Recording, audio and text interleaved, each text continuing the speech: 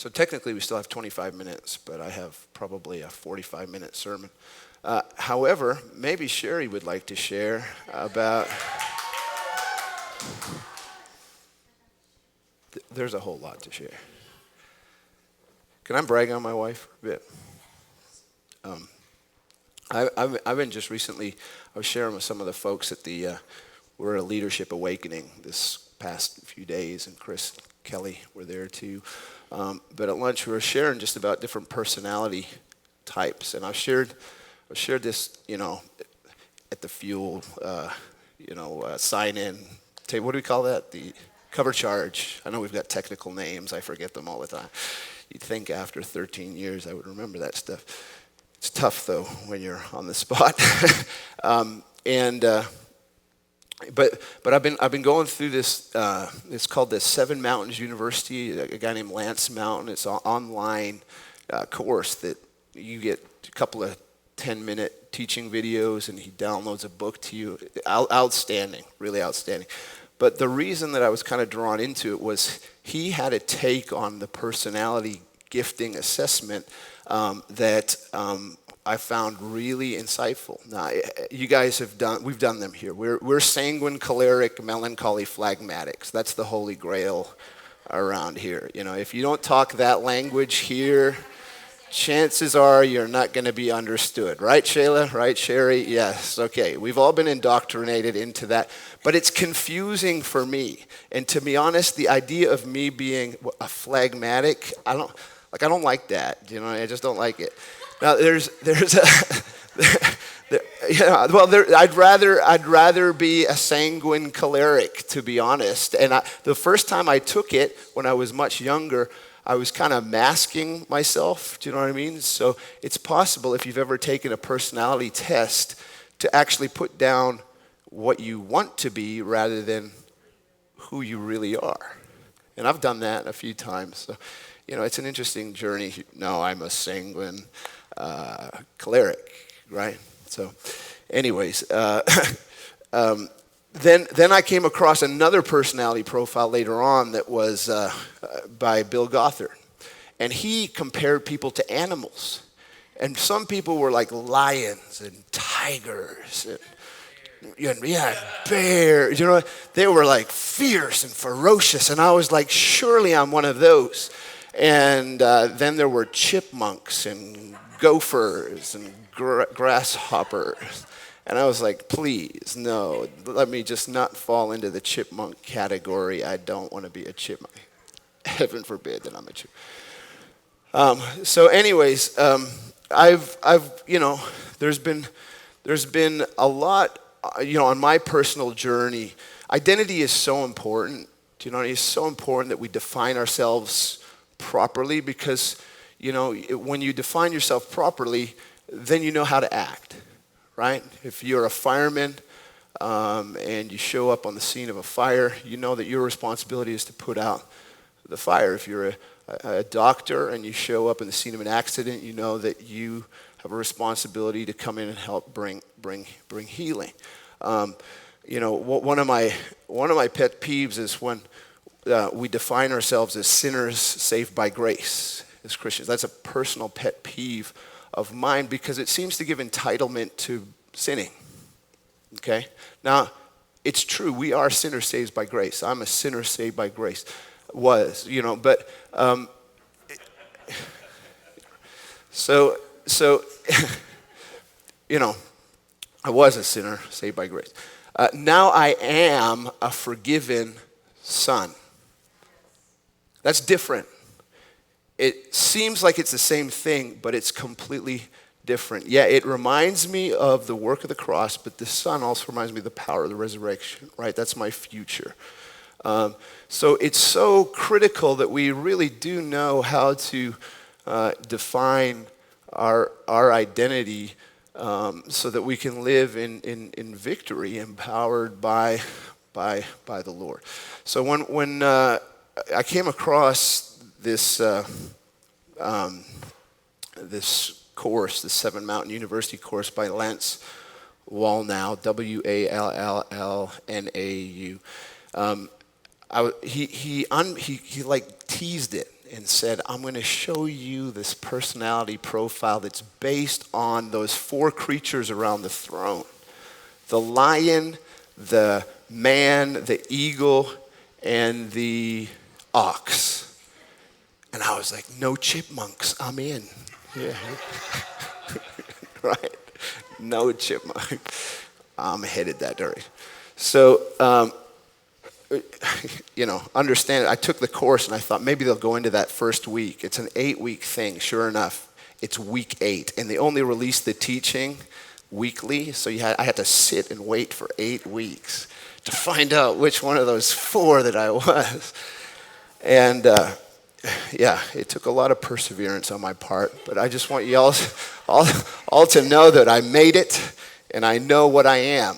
I am an ox. Yeah, that's right, an ox. It is the only vegetarian of the 4, although I am a meat eater. The ox is actually a nurturer too, and its need is stability.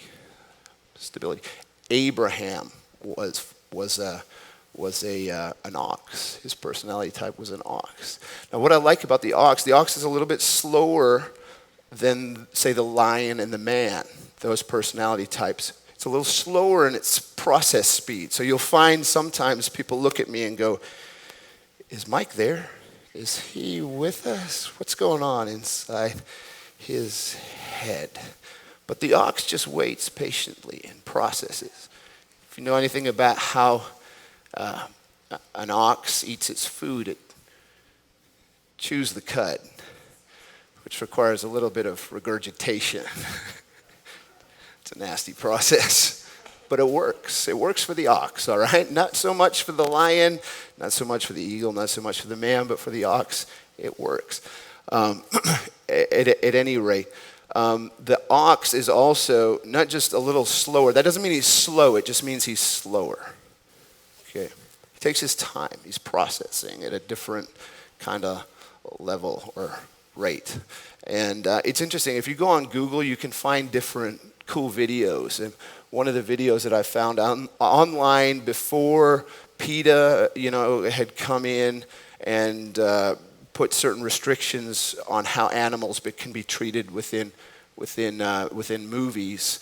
There's a Tarzan movie, old black and white movie, and someone had got the bright idea of putting a lion into a wooden cage with an ox, and it was pretty fascinating to watch. Who thinks that the lion won? They both came out alive, but who thinks that the lion won?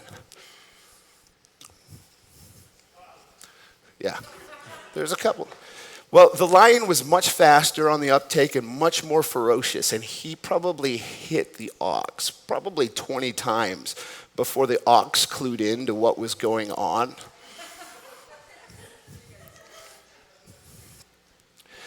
But the minute the ox did, it commanded some respect. Those horns, that lion just kind of backed off a little. It wasn't quite as quick. So it may take me a little while, but when I finally have something to say, the Lord gives me something to say, hopefully it does count. Anyways, I found it interesting as that I was going through that to find out that Shari's personality is she's an eagle. And eagles' highest need is certainty. And Moses fits into that category. And one of the things that you'll find, with Shari, and when we first got married, is we would sit down in a team meeting, and we would, I would share a little insecure. I would share with the team what I felt the Lord wanted us to do. And what an eagle will come in and they'll analyze and ask questions. Not because they're against you. I had to learn this. Not because they're not with you. just because they're trying to work out all the details that an ox might have left out completely and is not like all of the details. The ox doesn't quite think in terms of details whatsoever. So it's a beautiful thing. So you see this picture of Moses, right? God appeared to Moses in a burning bush, right? Now, if you are a lion personality, which is the dominant, the D, or the man personality, you're very fast on the uptake.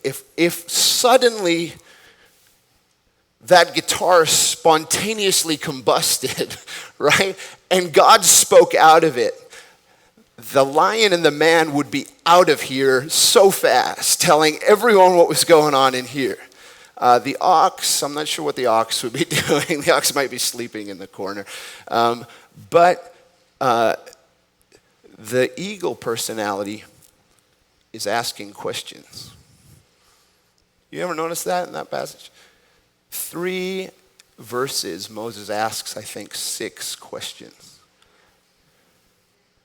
Getting clarification.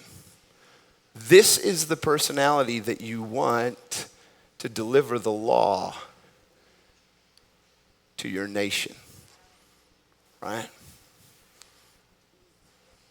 Because the ox or the man are not really focused on the task at hand. But what was interesting too is, Moses, God had to draw the line with Moses when he began to say things like, I don't speak very well.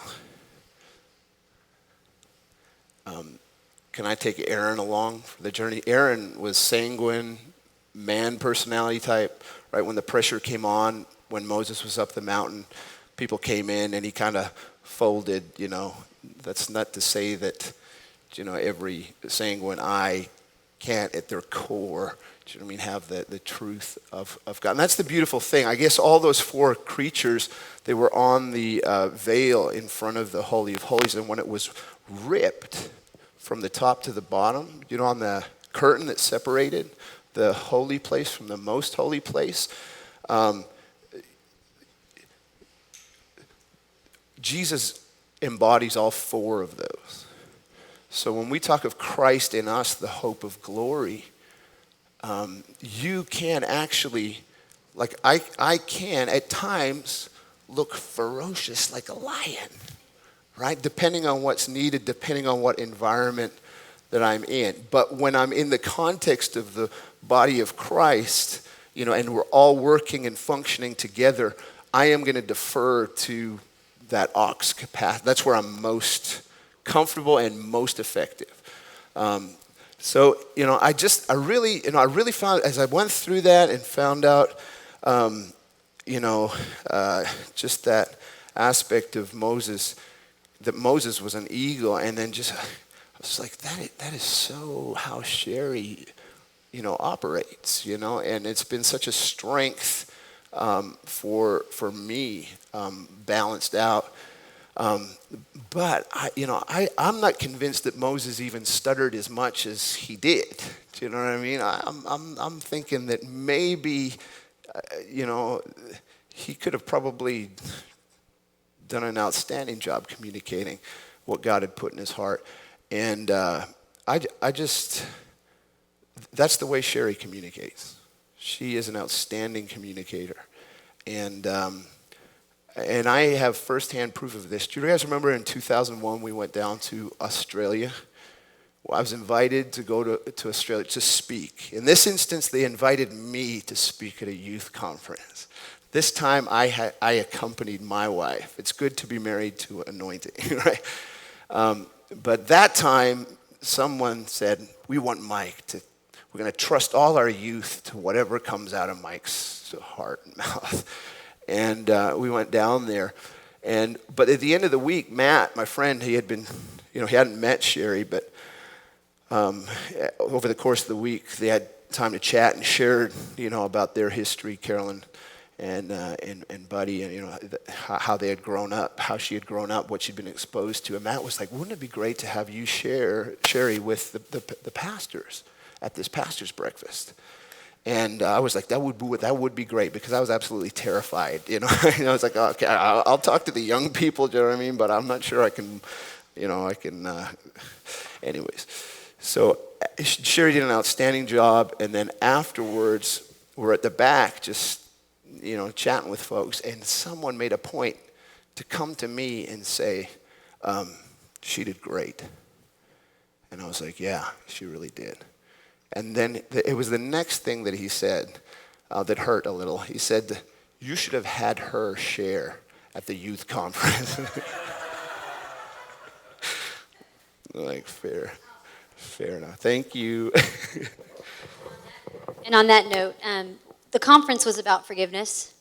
And so I was freaked out. Oh, my word, I have to talk about forgiveness, and I've got to give them 6 steps and this, that, and the other. But the Lord had me focus in on offense, the word offense. And so I looked it up in the Webster Dictionary, and it was predictable. But then I went to the Greek, which I don't know Greek. I've never taken a course in Greek. I have no idea. I referred to my theologians in the bunch to help me. So I looked up the Greek, and it's the word scandalon. And what is it? That. So I'm like, what in the world is that? And a trap for an animal, there's a thing inside that holds the bait. That is the scandala. There's a book written called The Bait of Satan, and true confession, I've never read it. However, the enemy, that's what he does. Whether it's our thoughts, or it's it's someone, whether it's been horrific abuse, which some of the women at this conference, terrible stories, horrific things. But it's the bait. And if we get past this, then we can walk in the freedom of Jesus. And we talked about the cross. And if we take the bait, then we minimize what Christ did on the cross.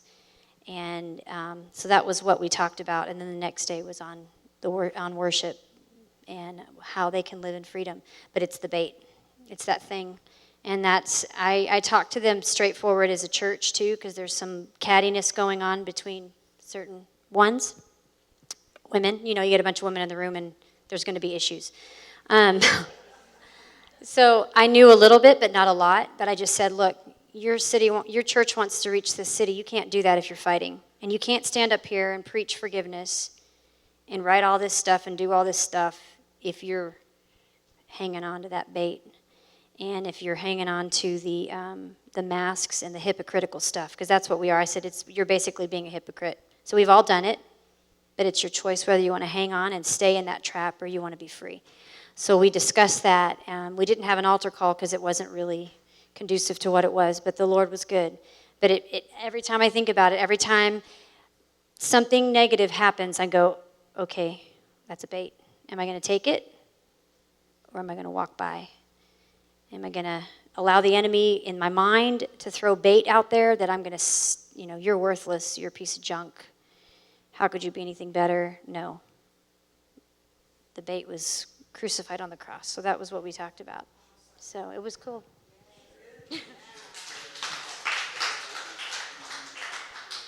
Oh, the feedback? I don't know. The old ladies liked it.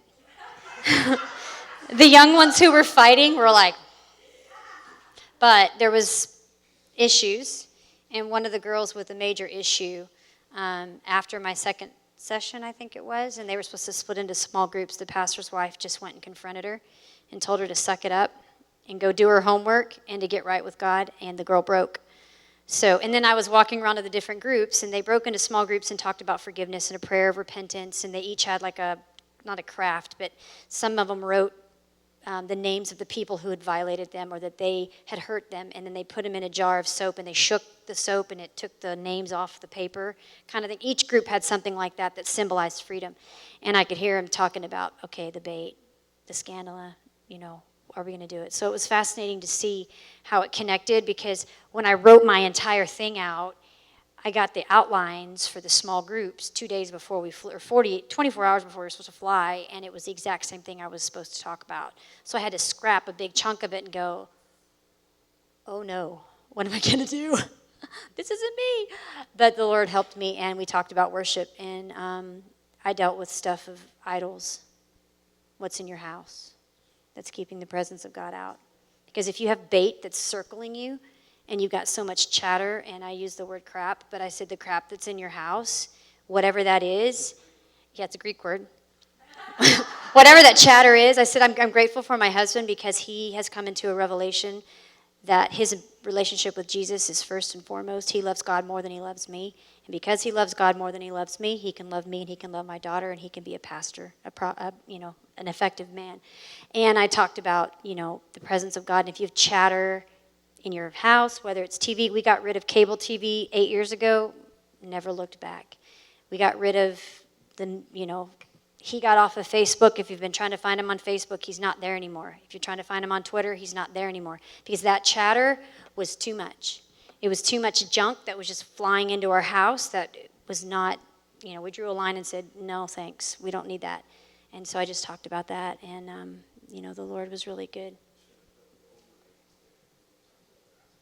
Yeah, I went off on when Mike was going through his anxiety, however many years ago that was, we met with Alice Compton, the counselor, saying, how do we deal with this? He can't get on a plane. His parents are 6,000 miles away. We can't not see family for the rest of our life. We need to deal with this. So she was talking about different things, and one of the things we were talking about was, passion for people, and a statement she made is that she said, God will never stop pursuing your loved one until they take their final breath. No matter how long it takes, until they die, God will not stop pursuing them. If they need Jesus, God will go after them because he's desperate for them. He will not stop till they take the last breath. So I shared on that, and the Lord had me really minister about husbands, because there were many, the women were in the room, a lot were married. Some was going through horrific divorces. It was bad. And this one little old lady, she was so cute. She was the one doing the essential oils. They had a spa night, so everybody was like covered in nasty, gross stuff and stinking. I was like, oh, okay, I'll do it. So the essential oils lady, she came up to me with tears in her eyes, and she said, my husband's not saved, but now I have hope that, and she's probably in her 60s, and he's probably close to 70. She goes, now I have hope that God's going to pursue him until he takes his last breath, and I'm going to pray that God will open his eyes so he'll receive Jesus before he dies. So it was just, because I wasn't a member of the church, I could go for the jugular, and I took my liberty. I said, you can throw me out of town, I don't have to come back, but I'm going to speak truth and let you know that, there's freedom from the bait. So. And then afterwards, Amy's like, we could have built a trap, and we could have had the whole thing up there, the bait. I'm like, well, I don't do visuals very well, so you get the visual. So anyways.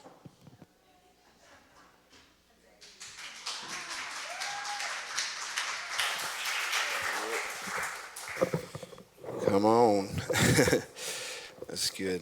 Yeah, it was so great.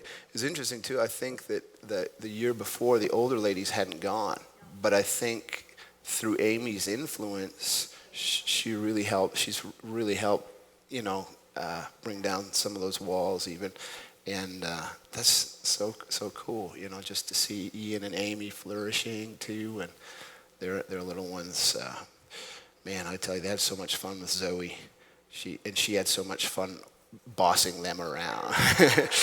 Yeah, it's great. So, cool. All right. Well, that's it. We're good to go. May the Lord bless you, keep you.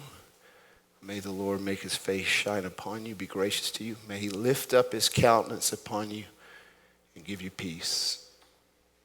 Amen.